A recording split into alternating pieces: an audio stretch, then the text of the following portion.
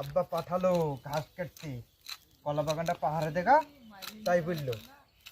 দেখি আজকে এই পাড়ার লোক খুব কলা চুরি করছে, কদিন ধরে খুব চুরি হয়েছে কলা।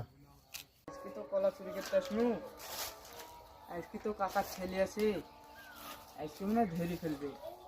কিভাবে কলা চুরি করা যায় আজকে? আরে এইখানে তো কাকার ছেলে বসে আছে। কলা বাগানটা উঠতে চার, কলা মতো রাখছে না, দেখি কলা মালাই চুরি করতে এসছি কি, যে ছেলেকে পাবো আজ কলা বাগান ধরে বাঁধবো।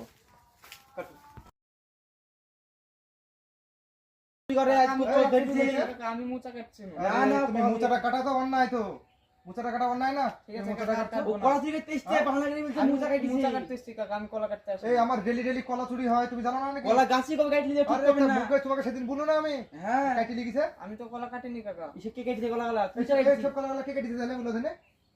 আমি বলতে চাচ্ছি না এই কাকা। বিচার হবে, একটা বাবা, বিচার হবে, আই দিতে চাই। কি বলবো এখন তোমাকে বলবে? আমি তো মোচা কাটছি না। মোচা কাটছো না? আজকে কলা পাইছি।